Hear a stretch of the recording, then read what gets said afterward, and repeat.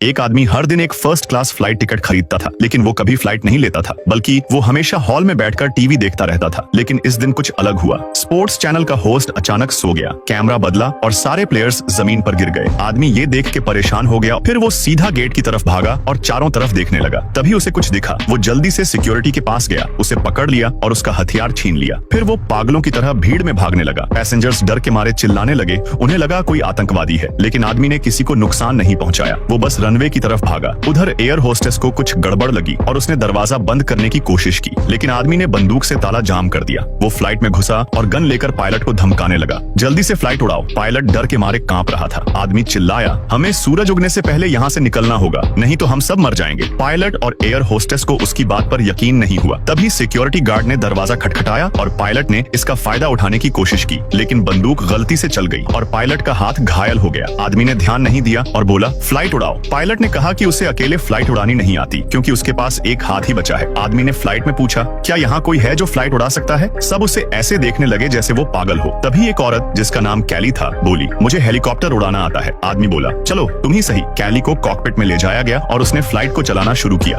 Flight धीरे धीरे runway से ऊपर उठने लगी। तभी को पायलट जो बाहर था ये सब देखकर हैरान हो गया। उसने फ्लाइट रोकने की कोशिश की, लेकिन आदमी की बंदूक ने उसे रोक दिया। पायलट ने एयरपोर्ट टावर से संपर्क करने की कोशिश की, लेकिन बंदूक की गोली ने संचार सिस्टम खराब कर दिया था। आदमी चिल्लाया, उड़ो नहीं तो गोली खाओगे। फ्लाइट ने आखिरकार टेक ऑफ कर लिया। फ्लाइट में सब ठीक हो गया तो पायलट ने पूछा, सूरज से डरने की बात का मतलब क्या है? आदमी ने कहा, मैं नाटो का एक आर्मी मेजर हूँ। मैंने सुना था कि सूरज में कुछ बदलाव हुआ है। सूरज की रोशनी में आने वाला हर जीव मर जाएगा, चाहे वो घर के अंदर ही क्यों न हो। मैंने पहले इसे अफवाह समझा, लेकिन लाइव टीवी पर एथलीट्स को मरते देख मुझे यकीन हो गया। इसलिए हमें अंधेरे में रहना होगा, सूरज से बचना होगा। पायलट और कैली उसकी बात पर यकीन नहीं कर रहे थे। ये जेल का एक अजीब नियम है कि सभी कैदियों को जूते पहनने की मनाही है, लेकिन जेल के गार्ड हमेशा मोटे हाई टेम्परेचर और एंटी इलेक्ट्रिक जूते पहने रहते हैं। और ज्यादा अजीब बात ये है कि वो लोग कोई हथियार भी नहीं रखते। जब कैदी लोग इस बात को लेकर उलझन में थे, तभी गार्ड ने अपनी कमर से एक रिमोट निकाला और उसे हल्के से दबाया। अगले ही पल फर्श से एक ताकतवर करंट उठने लगा। ये करंट जानलेवा नहीं था, लेकिन बेहद दर्दनाक था। इसी वजह से लगभग 5000 कैदियों वाली इस जेल में सिर्फ 50 गार्ड ही जेल को संभालते थे। जेल के कैप्टन के आदेश के बाद कुछ नए कैदियों को एक खास तरह की जेल यूनिफॉर्म पहनाई गई। बाहर से ये जगह एक जेल लगती थी, लेकिन असल में ये एक बड़ा सा कारखाना था। बहुत से लोगों को फर्जी इल्जाम लगाकर यहाँ लाया गया था, जहाँ उन्हें 12 घंटे की कठोर शिफ्ट में काम करना पड़ता था। हर वर्कशॉप का एक सुपरवाइजर होता था, जो कैदियों के हर कामकाज का जिम्मा उठाता था। गार्ड्स केवल तभी वर्कशॉप में आते थे जब नए कैदी आते थे, लेकिन वो लोग कभी भी कैदियों के भागने को लेकर परेशान नहीं होते थे। अगर किसी ने भागने की कोशिश की तो फर्श पर करंट चालू करके आसानी से उन्हें काबू में कर लिया जाता था। प्रोडक्शन को बढ़ावा देने के लिए जेल हर हफ्ते वर्कशॉप्स की परफॉर्मेंस का मूल्यांकन करती थी। जो वर्कशॉप नंबर 1 पर आती थी उसे इनाम मिलता था, बाकी सबको करंट की सजा दी जाती थी। इसलिए हर कैदी को बिना समय बर्बाद किए लगातार काम करना पड़ता था। सुपरवाइजर ने नए आए आदमी को समझाया कि 1 घंटे के अंदर उसे वर्कशॉप की पूरी प्रक्रिया समझनी होगी। एक दिन की मेहनत के बाद कैदी अपने छोटे से कमरे में आराम करने लौटते थे। उनका कमरा मुश्किल से 3 वर्ग मीटर का होता था, जो एक स्लीप पॉड जैसा लगता था। दीवारों पर उनकी सारी जरूरत की चीजें लगी होती थी। खाने के लिए एक पाइप होता था, जिससे जितना चाहो उतना खाना ले सकते थे, और उसका स्वाद बेहद खराब होता था। अच्छा खाना केवल वो लोग खा सकते थे जो रैंकिंग में पहले नंबर पर आते थे। उनकी सजा का वक्त एक स्क्रीन पर दिखता था, जो रोज कम होता जाता था, जिससे उन्हें जीने की उम्मीद बंधी रहती थी। लेकिन पिछले महीने अचानक जेल ने सजा का वक्त दोगुना कर दिया। सभी लोग इस बारे में बातें कर रहे थे, लेकिन सुपरवाइजर ने उन्हें चुप करा दिया। अगर ये बात गार्ड्स तक पहुंचती तो नतीजे भयानक हो सकते थे। उसी वक्त जेल के स्पीकर में ऐलान हुआ कि सोने का समय हो गया है। अगले 30 सेकंड में कैदियों को अपने बिस्तर पर लौटना होता था। अगर लाल लाइट जल जाती तो फर्श का करंट उन्हें मार डालता। इसलिए भले ही जेल में दरवाजे न हो, कोई भागने की हिम्मत नहीं करता था।